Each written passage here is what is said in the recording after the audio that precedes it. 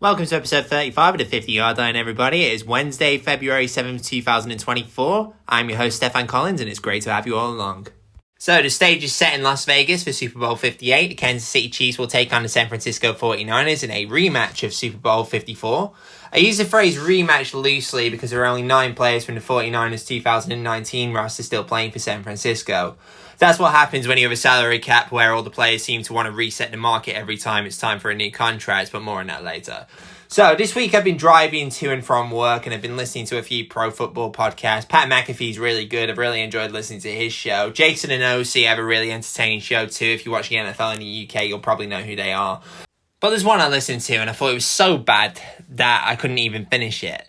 They spent the first 45 minutes talking about how Patrick Mahomes can't be considered the greatest quarterback of all time because he hasn't played in 10 Super Bowls and won 7 of them. As if QB wins are a real stat in the first place. Long-time listeners of my content will know that I have no respect for people who use wins to measure a quarterback's greatness without context, of course. The other topic they discussed was how the term game manager is used by lazy people who don't want to give a quarterback credit for winning. In references to Brock Purdy, of course, which is quite ironic considering that the content sounds like they've scribbled it down at 5 o'clock in the morning before the show is aired. But this is the kicker, right? And if you've read any of my political stuff in the past when I worked for SW1, you'll know exactly what I'm talking about here. In the final 15 minutes, they decided to invite the Vice President of Diversity, Equity and Inclusion in the National Football League onto the show to talk about how wonderful it is that multiple black head coaches were hired this January and how we still need more diverse front offices in the NFL. Well, here's an idea. How about you apply the same logic to the players on the field and treat everything like it's a meritocracy? Where's the outrage over the fact that whites, Hispanics and Asians are a minority amongst players in the NFL? Is it, and feel free to correct me here if I'm wrong, is it because the black players are better at their position overall and deserve that spot on the roster? If so, they fully deserve to be on the roster instead of the whites and Asian players and Hispanics. But apparently the coaching staff in the front office is different. They give the example of the NFL becoming like an old boys club where GMs and owners hire people who they already have in mind and don't interview enough minorities. Well, apparently it's racist to run a business on the basis of hiring who you trust and who you know. If the best person available for the job happens to be white and you happen to be friends with them beforehand and have an existing relationship, then I say you hire them without feeling any pressure to interview anybody else simply because of the colour of their skin. Which, to put it quite bluntly, is racist. And it suggests that minorities are second-class citizens who need extra help from the woke white liberals in order to achieve anything in life. Well, I, for one, think it's patronising. It's 2024, let's leave racism in the past where it belongs. Anyway, the point is, I was listening to this and I truly believed that me and Wes could have done a better job than those idiots. So to prove myself right, I invited him on. Welcome back to the 50-Yard Line, Wes. I'm glad to have you on again. Not a problem. Thanks for having me again, Stefan. And I got to say, it feels like every time I go on this thing, I end up getting a new job in some obscure state. So here's hoping I'm a little more grounded this time. Yeah, good. Funny you should open with that. You want to tell everybody what you're doing now? So you're working in Alabama. Yeah, so, last time I was on this show, I know we did our spinoff across the pond.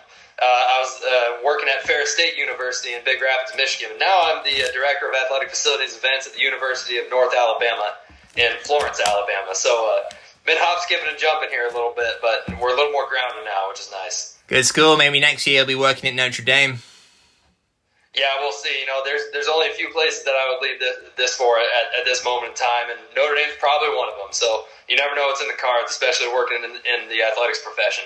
That's probably the goal, isn't it? Well, your favorite college, grew up rooting for them.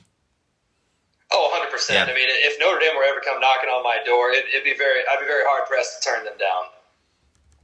Yeah, so that's great. I'm really happy that you're enjoying your job. I think you're doing great. I'm sure you'll progress on to bigger and better things. So I invited you on, not just to prove that we can do a better job than the people who get paid millions of dollars to do this by NFL Network. I asked you on, so you worked for the Kansas City Chiefs. That was your first job coming out of college when you worked at Bowling Green, was it?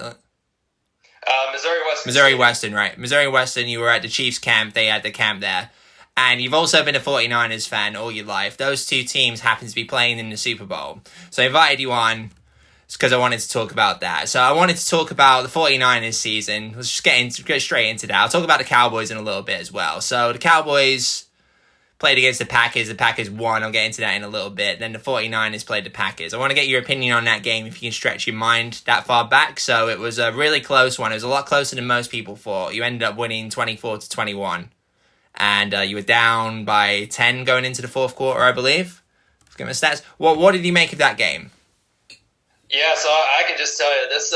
We'll talk about the NFC Championship game here soon enough, but this entire playoff ride for me as a 49ers fan has just been nothing short of an emotional roller coaster. Starting with the Packers-Cowboys game, because I for one thought the Cowboys were going to win that game, and then same.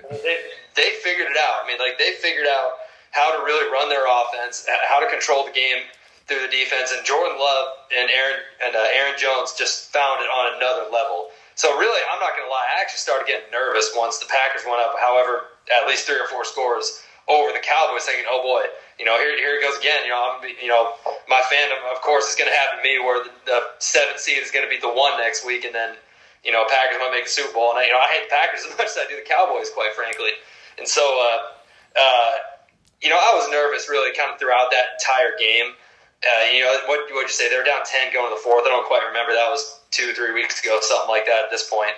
But I would say about around the 8-minute mark, I was ready to burn every 49ers jersey I had and give them my fandom. At the 2-minute mark, I was back at it, and I feel like I rose from the dead. So outside the game, my own fandom has been through a few emotions here over the last few weeks. Certainly has been. So on to the following week against the Lions. So of course, you remember the championship game there. So, or maybe you don't remember it because you got so mad that you switched the game off at halftime to watch South Park.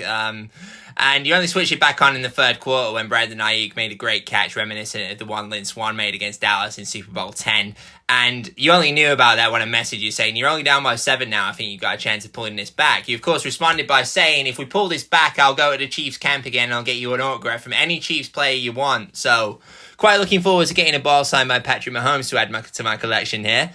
Right, so just for me personally, I was rooting for the 49ers in this game. I don't like the Lions. That goes back to the days when I was a journalist and I said a few things which annoyed the fan base relating to the Cowboys-Lions playoff game from January 2015.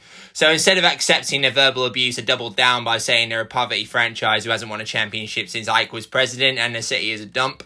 Needless to say, they didn't appreciate that. So I was in your corner. Lions fans don't like me if they know who I am. I don't like them. I was rooting for the 49ers, even as a Cowboys fan.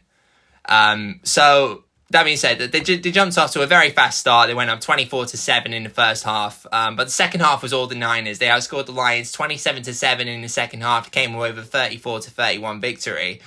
So that could have been different if the Lions decided not to go for a few fourth down calls, right? They could have kicked a field goal and ultimately they could have won the game if they didn't go for it on fourth down twice. The 2 gambles by Dan Campbell that didn't pay off. What was your opinion on this game as a 49ers fan?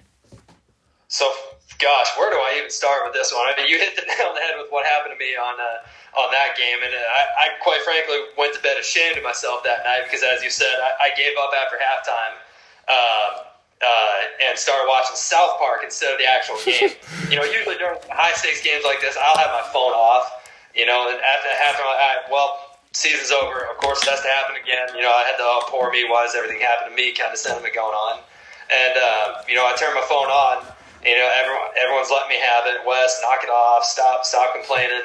And then you were one of them. You were in one of the group chats, as well as my wife in the other room. Like, oh, they just scored. Oh, it's getting close. I'm like, yeah, I heard that one before. And then several people sent me a snap almost simultaneously. They're like, Wes, you might want to start watching this game again.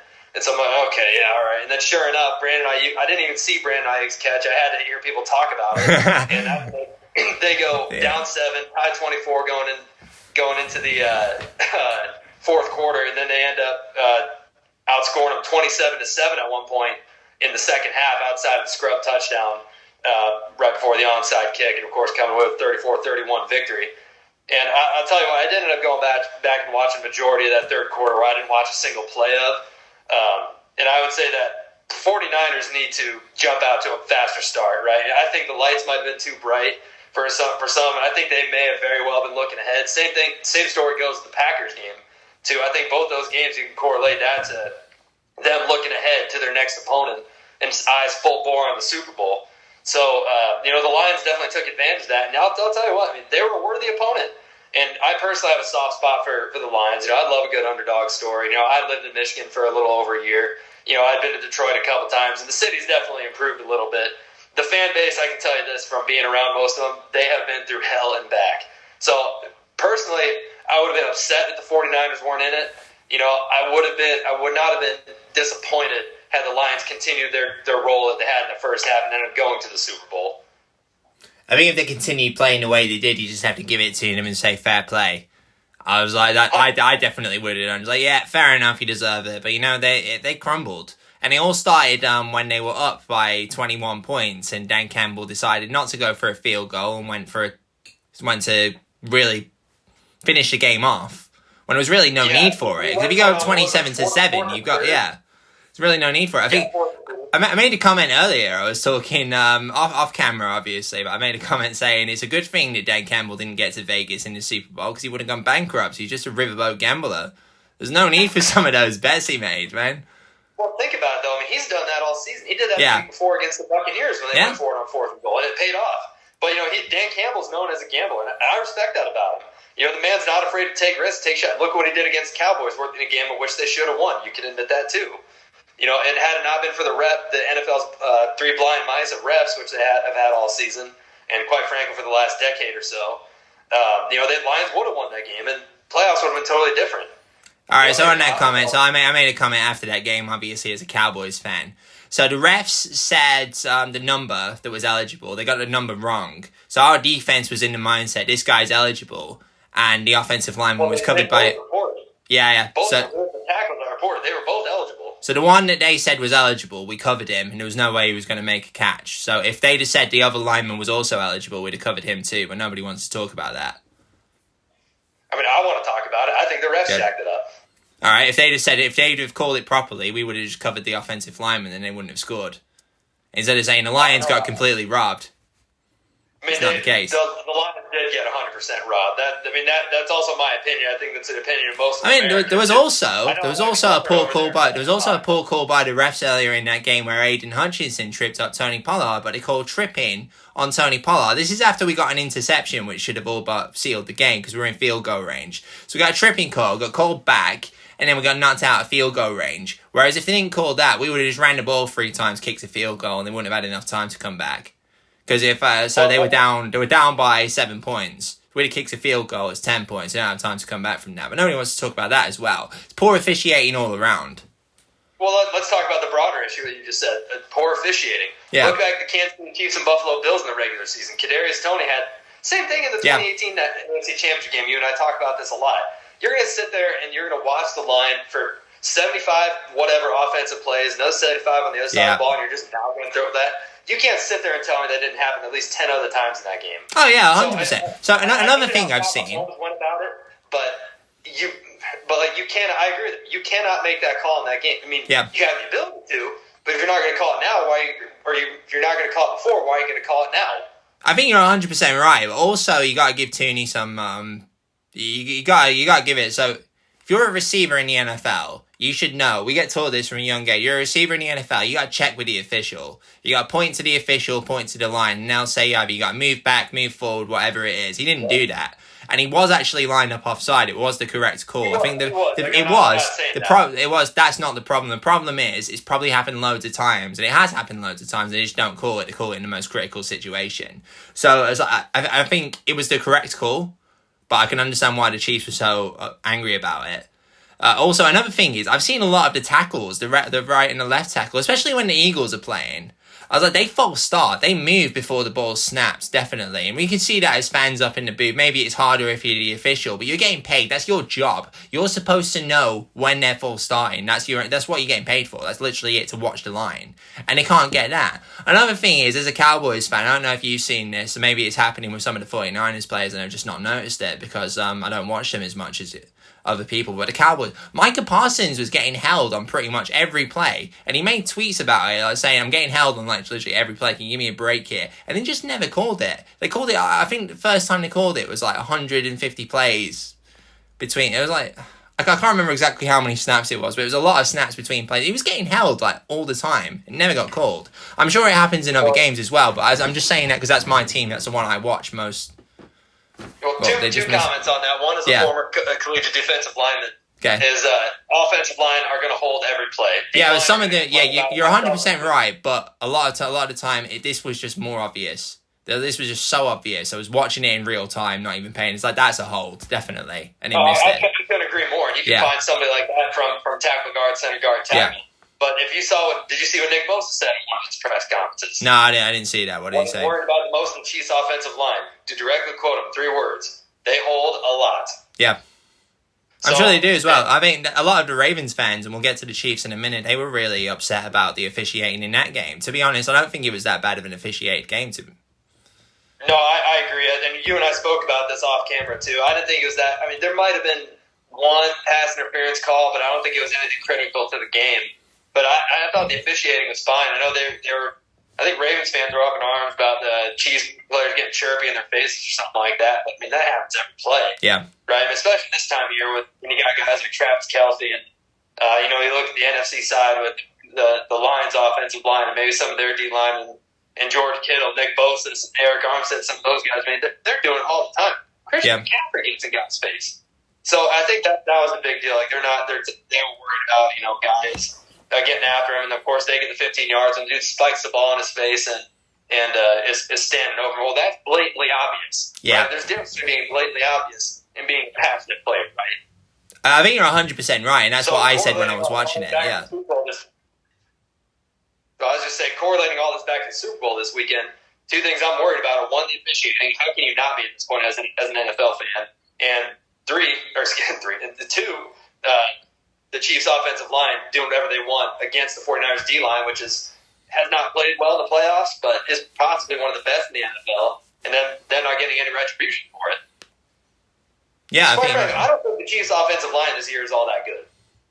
I think he's been better in the past. He's been better in the past. I think you got to give Mahomes a lot of credit for not getting his sacks as often as he should do, because he's so shifty. He's able to make things happen in the pocket off script, and I think that's one of the reasons. I've said this for a long time. I think that makes a great quarterback. I think your ability to improvise when everything goes bust and goes off script. If you got a quarterback that can stand in there, either somebody like Elway, for instance, who can just run around, make something happen, throw across his body, or somebody like Marino, if you can stick him with old school guys who can just shift around in the pocket. Doesn't scramble, isn't particularly athletic in the sense that he can run off like Michael Vick, but he can move around in the pocket, step up, and deliver the pass. And I think Mahomes is the kind of guy who can do both. I agree. And he's done very well throughout this season and the playoffs. Yeah. Game manager, Brock Purdy. I think he's done very well. I like him. I think he's a very likable person. I've seen a lot of the comments he's made. He's very humble. And he's a team player. I think he delivers. He plays in a great system. I watched him at Iowa State. I assume you did as well. Obviously, we went to college in Iowa. I watched him. I went to a game where he was playing. And what I took away from him when he was in college was how good of a running back he had. He had 2 good running backs. Yeah. Breece Hall, and then he had David Montgomery. Breece Hall. I watched Breece Hall in that final game against Texas Christian in his senior year, and I was like, this guy's going to be a really good running back. I didn't watch the quarterback and think, to be fair, it was freezing cold, right? It was the day after Thanksgiving. Very cold, not ideal passing situation. But it's like, maybe he was a lot better from the other games. I didn't come away thinking, what a great quarterback. But I think he landed in the perfect situation playing for Kyle Shanahan, who I believe can turn any quarterback into a good quarterback. And I think he's the perfect quarterback for that system as well. He's very coachable. He plays really well when the chips are down as well. And I'm going to talk about the Cowboys later on. For a quarterback, he doesn't do that. I think Purdy, he doesn't let the pressure get to him. He's very humble. And he's also very good in the pocket as well when things collapse. I mean, he's able to move around. He's a good athlete. Why did he do this in college? Go look at his Iowa State highlights. He had to do that all the time. Yeah. And then he's a good quarterback than people. He's a better quarterback than people give him credit for. I think there's the truth. So you got some people saying, "Oh, he's a great quarterback," and so it has nothing to do with the system. And you have some people saying it was a game manager system quarterback. I think the truth, as with most things, it lies somewhere in between. I think he's a good athlete. I mean, he's a great guy, very coachable. Everybody likes it. I saw something the other day. I was listening to Pat McAfee's show, and he said Kyle Shanahan was saying the preseason of his rookie year that he thinks this is the guy. Keep in mind, they just traded a bunch of draft picks for Trey Lance. He was saying Brock Purdy's the guy. So it's not as if he was just lucky and got thrown into that situation and ended up doing very well. Shanahan is obviously a very brilliant mind. He saw something in him. Yeah, now 2 years ago, they're saying that Kyle Shanahan told John Lynch, our best quarterback on our roster is our third string guy. Yeah, that's it. Yeah. And who would have thought that Mr. Irrelevant would be starting the Super Bowl? Certainly not me. I mean, I remember watching him get drafted live from my apartment when I was in Michigan. I thought, oh, good for Brock Purdy. That's really cool. He'll be on the right thing. He had a practice squad guy. You know, he's an honorary Iowan, so myself and the entire state's pulling for him right now, probably. Apart from all the Taylor Swift, Kansas City Chiefs stuff, it's hard not to. But just think of how cool it is for Brock Purdy and, you know, everybody rooting for the underdog story of him. You know, should have been undrafted, quite frankly, and I'm a little surprised he wasn't myself. But now you go from that to starting in the Super Bowl. I mean, like, how can you not root for a guy like this? For a guy where, you know, you go from Mr. Irrelevant to potential MVP to now the media hates you, and now you're playing in the Super Bowl because you're not good enough, you're a game manager. I really don't know where any of this is coming from. So, I mean, I'd be hard-pressed to find a lot of people that aren't going to like even if you don't like the 49ers, how can you not like the Brock Purdy story and everybody you got around him? System quarterback, game manager, who cares? Joe Montana said it best. If Brock Purdy's a game manager, then I have 4 game management Super Bowl rings. I think there's some merit to that, definitely. I like Brock Purdy. I think he's a great guy. I don't like the 49ers as a Cowboys fan, but I do like Purdy. I think he's a great person. Great role model. Great role model for kids as well. What is wrong with being a game manager? If you do it well and you're winning, what's wrong with that? Alex Smith, Jimmy Garoppolo, I know they don't have Super Bowls, but, you know, they won games and were good for franchises. I don't think there's anything wrong with it necessarily. I think the argument comes in. It's more trivial than anything, isn't it? When you're debating with sports fans, like, oh, who's better than who would do better here? It's really fun to discuss. It's something I enjoy discussing. That'd come up in that situation. It's like, oh, but is Purdy as good as Mahomes, for example? Would they do as well if Purdy played for another team? But I think Mahomes would do better if he played for any other team. It comes to that argument. There's nothing wrong with being a game manager if you're doing really well with it. But it's like I think the argument is Purdy isn't as good as Mahomes because Mahomes can succeed in any system, in any team in the league. Doesn't matter how good the talent is. Purdy needs the right system. I think there's some merit to that argument, and that's where it comes from. That doesn't mean you're a bad quarterback.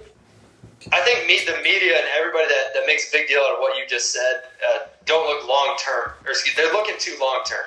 Short term this year, Pat Mahomes versus Brock Purdy. Mahomes is obviously the better quarterback. You know, I'm not going to deny that. I don't even think Brock Purdy is the best player on his team. But at the end of the day, who wins Super Bowl 58? Who is going to win the Super Bowl? Does it matter if he's a game manager? Does it matter if he threw 10 passes or he's going to throw 35 like Mahomes probably will at a minimum? Who will win the Super Bowl? At the end of the day, short term, who cares? Yeah. I think you're right as well. I think you're winning your games now. Who cares? I think, like I said, it's a trivial thing for fans to discuss, and I think there's merit to it when you're saying that. But you know, he's the right man for the job. I don't know how you can deny that. Like, Montana was the right man for the job. Although I did read something the other day which you might find interesting. We won't go too much off topic. In 1983, Bill Walsh was considering trading picks to the Colts for to draft Elway and picks and Montana as well, which would have been interesting. If you haven't watched the Montana documentary on Peacock, they actually talk about that a little bit. Yeah, I haven't seen it yet. I'm very interested to watch it. But Steve Young, we're going to talk about 49ers quarterbacks, might have been the better playmaker. Yeah. But Joe Montana still has more rings, and Steve Young started almost as long as he did. Montana was the right guy for the system, definitely. But I think when you're going into like quarterbacks from that era, I do think, and I do stand by this, I think Marino was a better quarterback. But Montana was the right guy for that system. Exactly. So it's a give and take kind of thing, right? Yeah. I mean, I actually agree with you. I think Marino's the top 2, top 3 quarterback of all time, maybe number 1. You know, it's hard to argue system. How do you think Marino would have done if he played for the 49ers? If he played for the 49ers? Yeah, let's say you know, like we're going to do for Elway. Let's say Bill Walsh traded Montana in '83, and then you draft Marino. Okay. Let me ask you this: is Marino playing for Bill Walsh or George Seifert? Both. If he joins in '83, 2 Super Bowls at least. Which he is. So you got 84, obviously. 19, so Super Bowl 19. Then you got 23 is an interesting one because I think he gets one in the late 80s. I think he gets one in the early 90s. Do you not think they win with that 89 team? Yes, I do. I think that team was unstoppable. So you got 84. So if you take Marino out of the picture in 84, he plays for the 49ers, has arguably, I think, the best season ever by a quarterback in 84, right? So I think the 49ers, they have to win it that season. Yeah, 88 was an interesting one. That's the only one where Montana did really well in Super Bowl to bring them out. They had to go on the road, play against the Bears in the championship game in the freezing cold. And then they had the Super Bowl against the Bengals where Jerry Rice had the best performance. I think the best performance by any offensive player in the Super Bowl. And Montana had to lead that 92-yard drive. And he was very calm, very composed, very cool. Joe Cool. It doesn't throw it to Rice because of that either. Because he knows, and Rice is all for it. He throws it to Taylor. Taylor, yeah. That's right. So he gets one in, and then he maybe not get that one, he might do anyway, but yeah, 89 definitely wins with that team. The 90s, the Cowboys come around, and Steve Young couldn't beat the Cowboys, so I don't know, I'm not sure if Marino could have done it either, I don't know, but maybe 94, maybe 3. So I think he would, a lot of people would say he's the greatest quarterback of all time if he played for the 49ers. So that's where the trivial stuff comes in. That's why you can't say QB wins are a real stat. Exactly. It's not about, And, I know I'm going to talk about your absolute favorite player here for a second, Tom Brady. It's the same thing. Ultimately, let's be honest. In my opinion, I still think he's a top 5 quarterback. I mean, good leader, whatever. Maybe not the best mechanical guy when you really break it down, but still, I mean, he fit his system and he did well within his system. And the guy's got 7 rings. So you're comparing apples to oranges, but ultimately, who gets the apple right now and who gets the orange right now? Who cares? If we're winning games now, what does it matter? Since you brought up Brady, my honest opinion of Brady now that he's retired, he was 100% was an overachieving system quarterback for his first 3 Super Bowls. Right around 2006, 2007, he developed into a very good quarterback. He was massively overachieving because of the team he played for, but he developed into a much, much better quarterback. And then he got better as time went on. So I think for his last 3 Super Bowls he won with the Patriots, I think he got very lucky on a lot of them to get there in the first place, but he was a much better quarterback. For the Bucks, I think he got extremely lucky with the run that he had as well, and I've gone into a lot of detail about that in the past, so we'll leave it there. I do think he developed into a great quarterback, but he wouldn't have had that opportunity in the first place if it wasn't for the team he played for. For sure, and let's say Brock Purdy wins on Sunday, or Brock Purdy and the 49ers, they win on Sunday, best roster in the NFL right now. And let's say, I don't know, within the next 10, 15 years, I don't really know, whatever, he gets another 1, maybe another 2 Super Bowl rings. Who's to say he might not be one of the greatest of all time, right? I mean, for me, honestly, like I said, it doesn't matter. And I'm also extremely biased right now because in my 27 years of existence, not one of my favorite sports teams, whether it be the San Francisco 49ers, Notre Dame Fighting Irish, Minnesota Twins, whatever, not one of them have won a national championship in my life, or a championship of their league in my lifetime. So I might be biased looking at the way I'm looking at things right now, and we'll talk about it here when we ultimately make our picks. But I'm so focused on right now. I think if Brock Purdy can win Super Bowl 58, that entire roster gets over that hump. I think Kyle Shanahan might just be scratching the surface of what he has the capability to do with this team. It'll be interesting to see how the 49ers manage to keep the team together once he gets a contract. He seems like the kind of guy who's humble enough to know that he needs people around him to succeed. So he might go the Brady route and then take $25 million. He's living in California as well, so if you want to get into the political side of it, you get ripped off California taxes. It doesn't matter what job you get. That's a podcast for my brother. Yeah. Not a fan of Gavin Newsom, is he? I would hope so. I mean, like Purdy, I don't know. I don't know him personally, but right now he doesn't seem like that kind of guy. Even though he is the biggest steal in the NFL right now, I do hope he goes the Brady route. Who was never the top 5 highest paid player on his team, or any of the Super Bowl teams to ever win. They built up around him until they ended up having to sell the farm towards the end there. Absolutely. That's another thing which people look over, and we'll get into that some other time. But basically, the salary cap's so important. I was like, if you overpay your quarterback, then it's really tough to keep a team together. I think the best example is probably the Seahawks. So they were absolutely loaded. I remember in 2013 when he won the Super Bowl against the Broncos with Peyton Manning. Everybody would say, oh, how many Super Bowls is this Seahawks team going to win? They've got such a great defense, great team, young quarterback. They're going to be the next dynasty, definitely. They went to the Super Bowl the year after. They weren't even the best team in their conference. I think the Cowboys and the Packers were both better, and they got extremely lucky to be there in the first place. But it was I remember that comeback. I was like, but yeah, they fell way off once they gave Wilson a contract. They lost their entire secondary, which was the best part of their team. I'm just like, it's amazing. You can't keep teams together like you used to when your quarterback wants so much money, and other players want so much money as well. Well, let's talk about the other side of the Super Bowl then here. Look at Pat Mahomes. Yeah. What is he, like a top 5 player in the NFL? Yeah, right now? Ludicrous contract. So the thing about Mahomes, which I said at the time, I think I wrote an article about it. So his contract, he's getting $50 million a year, but it's over 10 years. So the salary cap keeps increasing each year. So it might seem like a lot of money now, but by the end of his contracts, which is, I don't know when it expires, it's like towards the end of the decade, right? 2032, right? But by that time, the salary cap's going to have increased so much that you look at it, oh, Patrick Mahomes is only getting $50 million a year. That's insane. That's the way it is. Because if you look 10 years before, I remember when Tony Romo got his contract, obviously comes to mind because I'm a Cowboys fan. He was getting $18 million a year, and everybody was saying, oh, that's so much money. That's insane. It was like $18 million now for a quarterback won't even get you a backup. That's chump change. Yeah, but exactly. Look at the team's roster right now. I mean, I don't know if it's a lot of big name players. I mean, like I like Isaiah Pacheco. I don't know what his longevity looks like. I couldn't tell you a single player on the Chiefs offensive line if I'm being frank. Fish is not there anymore. He's gone. Yeah. What's that? Eric Fish is gone. Obviously, I freaking know, but yeah. Yeah, I'd have to look into that actually. Of course they got Kelsey. They got Rishi Rice. They got Justin Ross out of Clemson, who I don't think has been a huge factor at all this year. But outside of that, I mean, who are the Chiefs playmakers? Who are they gonna be? That's what I meant. Well, it's obviously the quarterback. The Super Bowl. It's obviously the quarterback. Yeah. On that team that have never been in the spotlight either. Of course, your best players have your Chris Jones, your Kelce's, your Pacheco's, your Mahomes of the world. Then several of the DBs and their specialists have, but let's be honest, a lot of their playmakers have not. Yeah. Or at least have not been had to step up in that position before.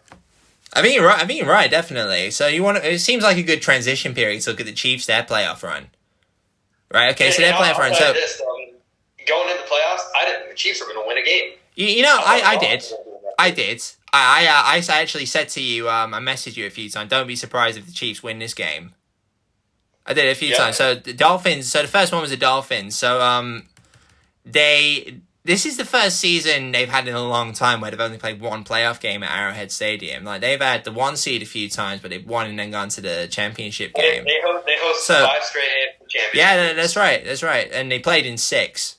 But this one. So a lot of people were thinking, they're not playing at Arrowhead this season. They're done. They'll probably win the first one, and then they got to go to Buffalo, and it's going to be the script's going to be flipped because they're playing in Buffalo. Find a tough place to play. You had the snowstorm the night Before.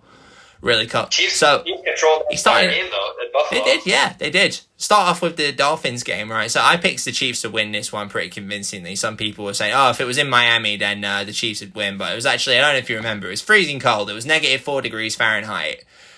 Some of the tickets for a playoff game, keep in mind, were going for like $35. So I had a bunch of friends from college, or people who I went to college with, who decided, let's go to Kansas City and see a playoff game. Freezing cold, but they're from Iowa, so they can deal with it. But a bunch of negative 4 degrees Fahrenheit. I'm still waiting for Al Gore's comments regarding the cold weather, but never mind on that. I don't think I'm going to get any. The Chiefs left no doubt whatsoever who the better team was. I did preview this game in the last episode I did, and I said the Chiefs are the better team. I was very confident they'd win. I was confident they'd win playing in Miami as well. Blake wasn't so confident, but they ended up winning. They were playing against a Florida team in the freezing cold Midwest. So I said at the time, right, the Chiefs had a better team overall. They have a championship mindset. Most of the players from last season when they won the Super Bowl are still playing. They still have playmakers. They have arguably the best quarterback in the league. They have a very good defense, one of the best defensive minds of this generation, Mickey Spagnuolo, and a great offensive mind in Andy Reid, who some people in the media have actually said is the greatest coach of all time. I disagree. I think you do too, Wes, but more on that later on. I wasn't the least bit surprised with the result. I wasn't overly surprised when it went to Buffalo the following week, too, as you know, because I was messaging you throughout. I said, I think the Bills have the upper hand, but don't be surprised if the Chiefs come and win there. So I was siding slightly towards the Bills, but I did think I do think the Chiefs have a very good. It was like 51%, 49% on the Chiefs. So and then obviously I wasn't really surprised when it went into Baltimore and beat the Ravens in the play. And obviously there was really bad weather in that game. It affected the passing game, so it completely changed. What we thought it was going to be like 35-38 kind of game, it ended up being very low scoring. What do you make of the Chiefs during the playoffs, Wes, overall? Yeah, my opinion is, especially that Ravens game, it's almost ironic. I had a better gut feeling the Chiefs were going to beat the Ravens than I did the Bills. And I was with you. I wasn't going to be surprised at all if they ended up beating the Bills, but I thought the Bills would win. And then going into the AFC Championship game, I just had that gut feeling. I didn't think the Ravens were going to play very well, and that's not because of Lamar Jackson. It's just because the defense is playing on another level. I just don't think they didn't execute where they needed to, and that resulted in them only scoring 7 points in the first quarter, and then nothing else. So the Chiefs' playoff run to me has been extremely, I don't know if mechanical is even the words I want to use, but they've executed where and when they've needed to, outside of Mecole Hardman fumbling going into the end zone because he was reaching. Yeah, Zay Flowers fumbling it, yeah. They have controlled things that they can control. And I think at the end of the day, when you have an offense right now like the Kansas City Chiefs have, and you have a defense that is controlling the game like they've had to down the stretch here, I think it makes for a good football team.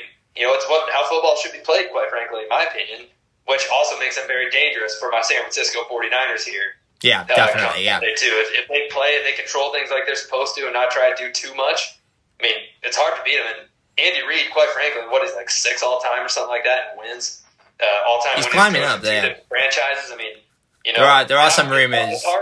There's some rumors that he might be retiring at the end of the season, but I don't know if he will. I don't know. I mean, that's a toss-up to me. I'm not really sure where I stand in that opinion, but it's hard to scheme around a guy like that. He is. He's a brilliant offensive mind. I mean, I think he's a young coach right now. So I think it could be a dogfight. It could be one of those 17-7 games on Sunday, or it could very well easily be that 38-35 game. It just depends what version of each team shows up. And it's specific to the Kansas City Chiefs. That can go either direction. So before we get on to the Chiefs again and Chiefs 30 versus 49ers Super Bowl preview, so let's talk about the championship game from the Ravens' perspective. So it's been over a week since that game was played, so the media's kind of calmed down. It's transitioning to the period where it's all talk about the 49ers and the Chiefs. After the championship game, though, there's a lot of talk about the Ravens and about the Ravens. You have one section of the media and the fans saying, it wasn't Lamar Jackson's fault, and then you have the other saying it's all his fault, he chokes. The truth, as it usually is, and I said this before in this show, it lies somewhere in between. I don't think it's Lamar Jackson's fault that Zay Flowers fumbled the ball at the 1-inch line on a play which ultimately would have won him the game, probably. It wasn't his fault that the receivers were struggling to get separation. It wasn't his fault that it was pouring down with rain, something which obviously affected the Chiefs too, because the passing game was non-existent in the second half, minus the final passing play of the game for them. That being said, it was his fault that he decided to force passes into triple coverage late in the game. One of them resulted in an interception when they had a short field to work with. They had all the momentum on their side. They were moving the ball reasonably well. I think he made a lot of poor decisions. He held onto the ball for too long, which resulted in him getting sacks. And then you have other instances where his receivers did gain separation sometimes, and he didn't pull the trigger and make the necessary passes to win the game. Again, I know it was pouring down with rain, but his defense held the Chiefs to 17. That should be enough for an MVP caliber quarterback to lead his offensive victories. What do you make of the Ravens? Yeah, I agree with that, especially that last statement that you said there. I don't think you can put that game on the Ravens defense, especially when they held the Chiefs to 17 points, right? I mean, that might be middle of the pack, but, you can only do so much on that side of the ball. Defense can't score points unless you get in really good position to do it. The offense, they didn't execute well. I mean, you can really pinpoint it to a few different plays, too. Zay Flowers standing over a guy doing the taunting. The Lamar Jackson interception, the second interception that he threw. I think the Ravens, and that defense is playing lights out towards the regular season in that first playoff game of theirs too. And I actually thought they played well in that AFC Championship game too. They couldn't execute on the side that scores the points. Yeah. And I think ultimately that ended up costing them. And I don't know if you can put all that on Lamar Jackson or not. I just don't think that, it goes back to execution, right? It's the same thing the Chiefs have done relatively well throughout this playoff run. I don't think the Ravens did it where it mattered. I think you're right as well. And so another thing about this game, which I heard on Good Morning Football, was people are saying Mahomes didn't play well in the second half, but he did all he needed to do to win. And I was like, that was the game plan. That's why he's such a great quarterback, because he knows when sometimes you just have to take time off the clock, and then other times you try and score every play. I was like, look, did you watch the same game I did? Because I guarantee Andy Reid was saying to Mahomes, let's try and score, let's try and put this game away, we're only up by 10 points. He did not say, let's just kill the clock. Let's just run the clock down.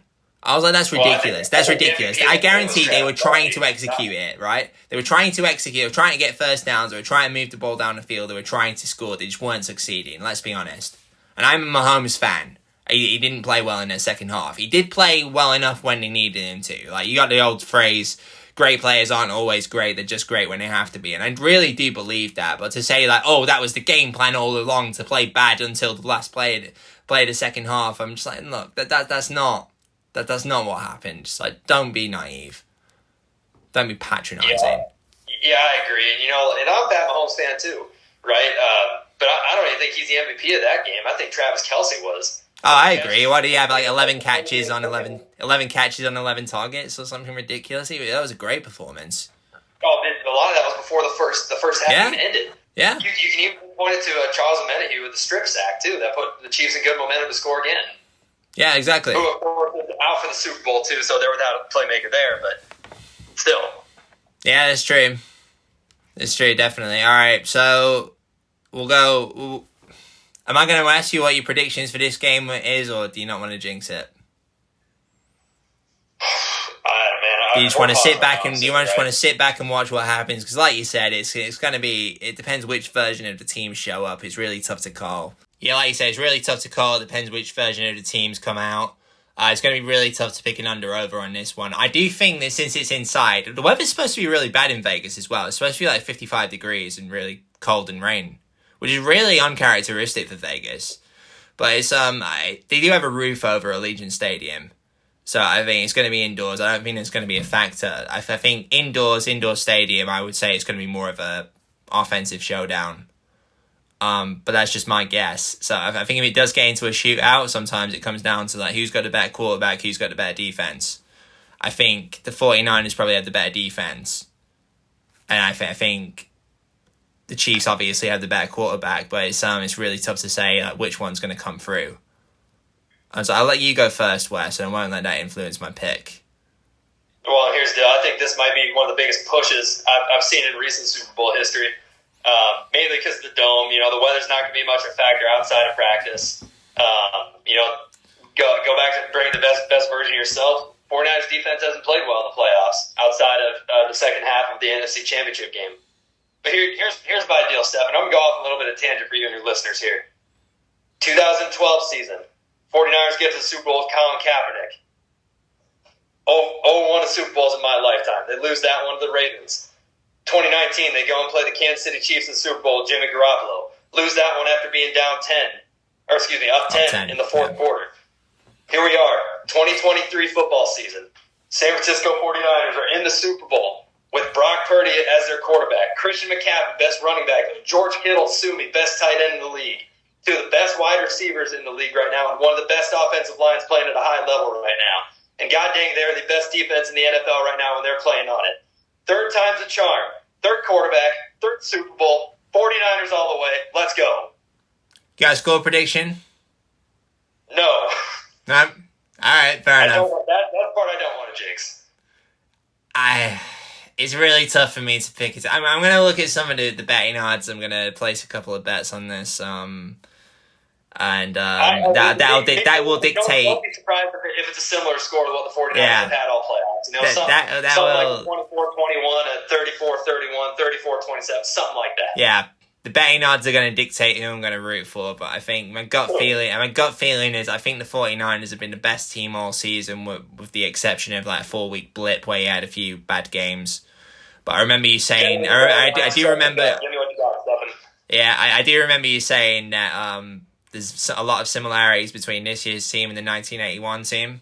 You got a Mark Twain quote that history doesn't repeat itself, but it often rhymes. I have seen that a lot of times before in the NFL, and I do think this might be the 49ers year. I've said that right from the get. I actually predicted in the preseason it was going to be 49ers Bills. I got half of it right. So I guess I better stick with the team I predicted to get there. But at the same time, don't be surprised if the Chiefs win it as well, because they've got a great quarterback. They've been there before. Oh, that's the other thing we haven't even mentioned. Like, no team has repeated in the Super Bowl since the 03-04 Patriots. So there seems to be something. I don't think that's going to be. Yeah. I don't think that's much of a factor. I think that's more of a jinx than anything else. Yeah, that's why I haven't talked about it at all. I mean, I don't really think that's going to weigh a whole lot on anybody's mind. And quite frankly, I don't think they really care, especially from the Niners standpoint. And I also don't really think it matters, in my honest opinion. But I'm with you though. I mean, like the Chiefs have had a chance to win. Don't win. Either way, I'm going to drink a lot of beer. The Chiefs have had a chance. They had a chance to go back to back in. They won in 2019 season, and they played the Bucs in 2020. Got back there. Entire offensive line was injured. I went into a lot of detail about that at the time and what I thought about it. Yeah, they've had the chances. Obviously, the Patriots had a chance to go 3-peat actually, but they lost to the Eagles. So I do think it's been a bit strange that teams haven't been able to repeat when they've had really good opportunities. Might be a jinx there, essentially, yeah. You can't help but wonder if maybe they do it. And the Seahawks didn't throw one of the worst plays in NFL. Oh, yeah, of course, yeah. They should have won, definitely. It's kind of strange when you think about it, yeah. I don't think that's the biggest storyline as people, as it should, or how much. No, I think it's the biggest storyline as it needs to be. No, I think you're right. That's why we're not dedicating much time to it. I'm going to go... I am going to go with the 49ers as well. And if the 49ers do win, I'll just say, yeah, they've been the best team all season. They deserve it. Absolutely. But here's the deal, though. Kansas City Chiefs, it is hard to bet against Pat Mahomes, Travis Kelce, and Andy Reid and that team when they are in their playoff form. I mean, we've seen it the last 3 games of them. It's hard to think that they won't bring their A game as they always do, because they just put it on another level, right? And that goes back to talking about good players make good plays when they're needed. Yeah, exactly. All right, you got anything? This is gonna be a time for them to shine. I mean, Bosa, Armstead, Warner, everybody on that defense. And then Christian McCaffrey's never been there before. You can't tell me that man's not going to be juiced up for it. Yeah, exactly. Is Kelce, basically. I mean, those we could be in for one of the most fun Super Bowls, hopefully, in history. Win, lose, or draw for the Niners. I'm very excited for this game, and it's hard to not be. I'm looking forward to it as well. You got anything else to add? In fact, how much time you got left? Actually, you got to get off in a minute. Got 3 minutes. 3 minutes. All right, we'll wrap it up there then. Yeah, thanks for coming on, Wes. Appreciate it. Good luck to the 49ers. I hope your mental health doesn't suffer too much when watching this game. But I hope your wife is mentally prepared for this as well. Well, she's a Chiefs fan, by the way. Yeah, that's going to be interesting, isn't it? It's been a little interesting 2 weeks in the Brennan household. Only going to get better. Well, I'm also really looking forward to you going back to the Chiefs camp and then getting an autograph for me. You know what? I got it in writing, and the deal's a deal. So if I go back to this year, I'll do my best to hook you up. All right, man. So if the 49ers win, I might invite you back on just to get your reaction on it. Oh, you're gonna. There's a pretty good chance that I'm still gonna be hungover by that point. All right, Wes. Thanks for coming on, man. See you later. Bye. Having me on, man. God bless you and your family, and go Niners. Thanks. God bless you and your family too. I'm not saying the go Niners part though. We'll see you. All right. Thanks for listening, guys. I'll be back next time after the Super Bowl to talk about what happened.